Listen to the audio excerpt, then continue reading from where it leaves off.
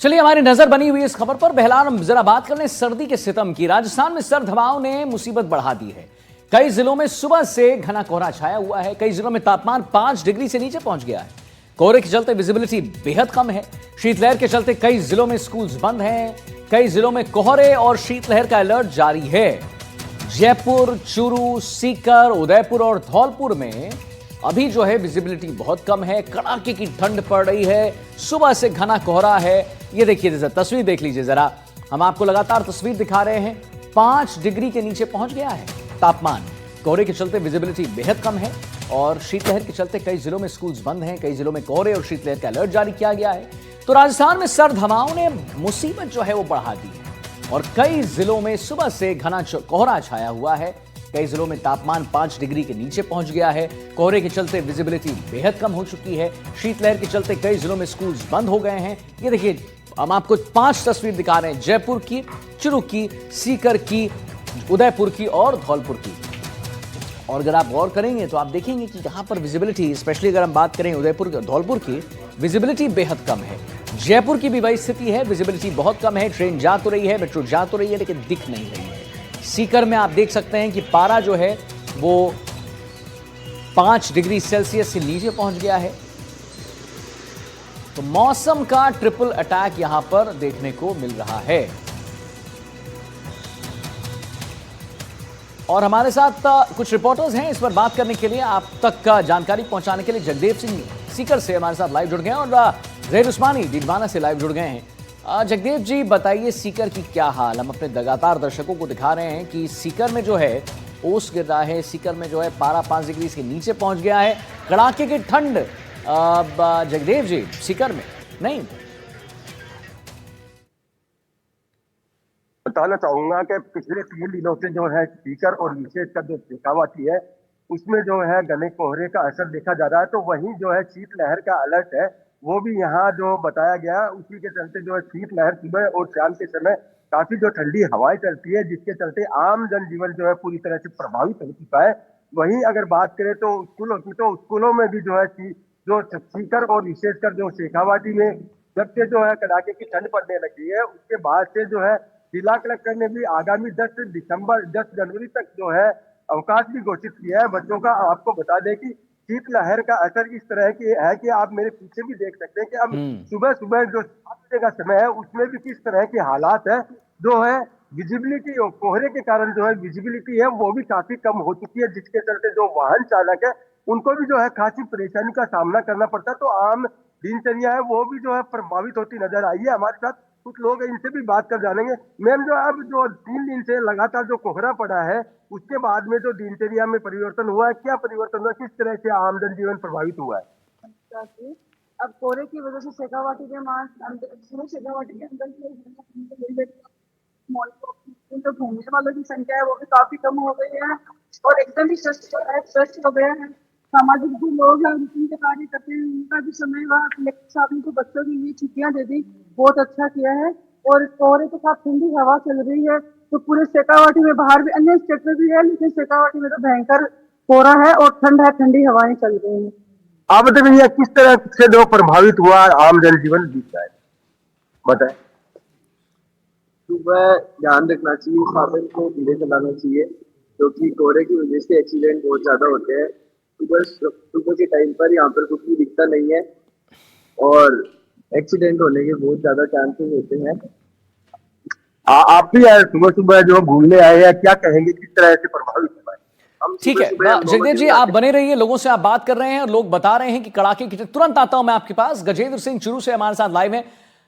गजेंद्र, आपने जगदेव जी को सुना, लोगों से बात कर रहे थे, उनका साफ कहना है कि कड़ाके की ठंड है और विजिबिलिटी बेहद कम है। आपको भी देख पा रहे हैं हम, आपने कैप लगाया बकायदा। बताइए गजेंद्र, चूरू की कैसी स्थिति? चूरू में तो बहुत तापमान गिरता है, बहुत ठंड होती है। आदित्य, चूरू की बात करें तो चूरू में पूरी चूरू जिला है वो पूरी तरीके से कोहरे की आगोश में है। विजिबिलिटी वो काफी कम है। मौसम विभाग के अनुसार भी आगामी 10 जनवरी तक चूरू वासियों को सर्दी से किसी प्रकार की कोई राहत है वो नहीं मिलने वाली है। सर्दी है वो बदस्तूर चूरू के अंदर जारी रहेगी। विशेष तौर पर कोल्ड डे की स्थिति है वो दिन के समय में बनी हुई है। 1 जनवरी से नए साल के साथ ही सर्दी का आगमन चूरू में हो गया था और उसके बाद से लगातार सर्दी के अंदर अधिकतम तापमान में भारी गिरावट है वो देखी जा रही है। अधिकतम तापमान की बात करें तो चूरू का अधिकतम तापमान 12 डिग्री के आसपास है, जबकि न्यूनतम तापमान है वो 8 डिग्री के आसपास है। तो बहुत ज्यादा अंतर है वो नहीं है। चूरू का अधिकतम तापमान है वो सामान्य से 5 डिग्री कम चल रहा है। इसके अलावा सर्दी को देखते हुए चूरू जिले के अंदर स्कूलों की छुट्टियां हैं वो घोषित कर दी गई है। ऐसे में जो छोटे बच्चे हैं उनके लिए सर्दी से जरूर थोड़ी राहत मिल रही है, लेकिन कहीं ना कहीं जो कोहरा छा रहा है, जो घना कोहरा है, उसके चलते वाहन चालकों को भारी परेशानियों का सामना करना पड़ रहा है। वाहन चालकों की रफ्तार पर एक प्रकार से ब्रेक लग गया है। ठीक है। वाहन चालक है वो ठीक है गजेंद्र, तुरंत आते हैं आपके पास। जहीर उस्मानी हमारे साथ डीडवाना से जुड़े हुए हैं। जहीर, आपको देख पा रहे हैं आप, बिल्कुल बकायदा आपने जैकेट पहना हुआ है, बहुत वाजिब सी बात है, वहां ठंड होगी बहुत। जरा बात करिए जहीर कुछ लोगों से। जी बिल्कुल, देखिए डीडवाना में भी शीतलहर का प्रकोप जारी है और इस कदर सर्दी पड़ रही है कि अभी तक सूरज भी नहीं निकला है और पूरा शहर कोहरे के आगोश में डूबा हुआ है। मैं आपको पीछे का नजारा दिखाना चाहूंगा। आप देख सकते हैं सड़क जो है पूरी तरह से वीरान पड़ी है। इक्का दुक्का लोग ही यहाँ आ पा रहे हैं और पूरी सड़क पर कोहरा छाया हुआ है। और जहां तक लोग यहाँ आ रहे हैं वो केवल वही लोग आ रहे हैं जो जिनका आज सुबह के समय में कुछ काम वगैरह होता है, या कुछ लोग मौजूद। हम इनसे बात करेंगे कि किस तरह की सर्दी पड़ रही है, किस तरह से उनका काम प्रभावित हो रहा है। सर्दी का असर दिनों दिन बढ़ता जा रहा है, किस तरह की दिनचर्या पर प्रभावित हुई है?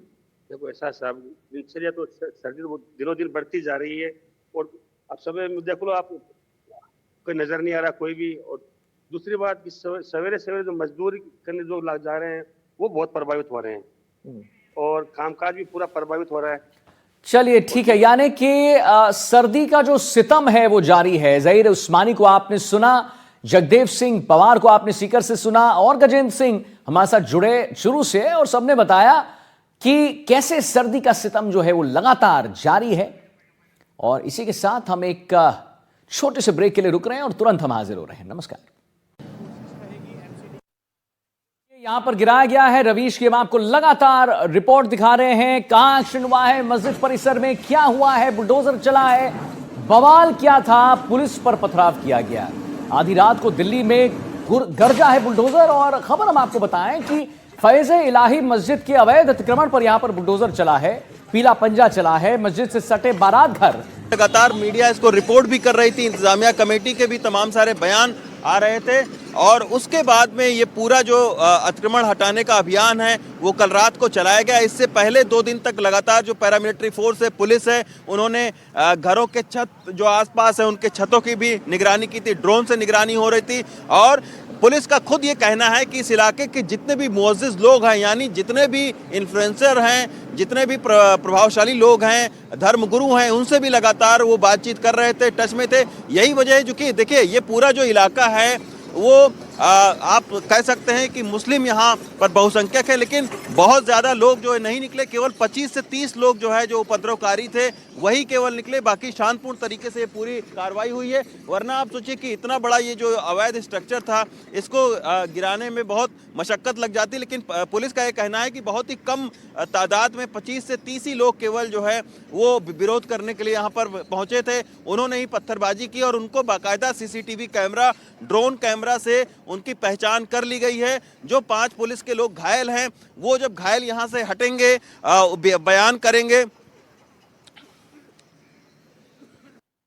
बिल्कुल सही कह रहे हैं आप रवीश की, जब वो बयान देंगे तब चीजें सामने आएंगी। बहरहाल रवीश के हम आपको लगातार रिपोर्ट दिखा रहे हैं। आधी रात को दिल्ली में गरजा है बुलडोजर और बार बार आपको बता रहे हैं कि खबर क्या है। देखिए तुर्कमान गेट की ओर जाती है, यहाँ पर शांति पूर्ण है माहौल। और इसके बाद में रामलीला मैदान के अगर हम देखें तो आसपास जो है ये MCD की बिल्डिंग है और रामलीला मैदान के आसपास जितने भी इलाके हैं ये आप देखिए तुर्कमान गेट का ये पूरा इलाका है। तो फिलहाल शांति है, कोई दिक्कत की बात नहीं है। पुलिस का ये कहना है कि तमाम सारे लोगों को जो है वो समझा दिया गया है। वो लोग राजी भी हैं कि हाँ इस तरीके से उनको हाई हाईकोर्ट से कोई राहत नहीं मिल पाई, यानी उनके पास कोई लीगल डॉक्यूमेंट्स उस तरीके से नहीं था, क्योंकि इंतजामिया कमेटी से लगातार 2 दिनों से लीगल डॉक्यूमेंट्स मांगे जा रहे थे, लेकिन इस स्ट्रक्चर के बाबत जो है वो कोई लीगल उस तरीके से डॉक्यूमेंट्स उनके पास में नहीं था। और यही वजह है कि जब वो दिल्ली हाईकोर्ट पहुंचे तो उनको दिल्ली हाईकोर्ट से भी कोई राहत नहीं मिल सकी। अब यह आप देखिए कि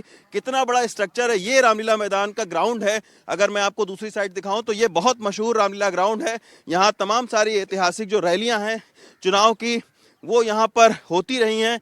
ये रामलीला मैदान से सटा हुआ इलाका है और ठीक इसके पीछे जो है ये आप देखिए, ये एक तस्वीर जो है वो आपको दिखाते हैं, हालांकि अभी तक इसको बंद कर दिया गया था। ये देखिए, ये पीछे से ये पूरा जो है ये स्ट्रक्चर आप देख सकते हैं कि ये जो स्ट्रक्चर है ये बारात घर था, इसके बाद डिस्पेंसरी थी यहाँ पर, एक लाइब्रेरी भी थी यहाँ पर, तो उसको पूरी तरीके से जो है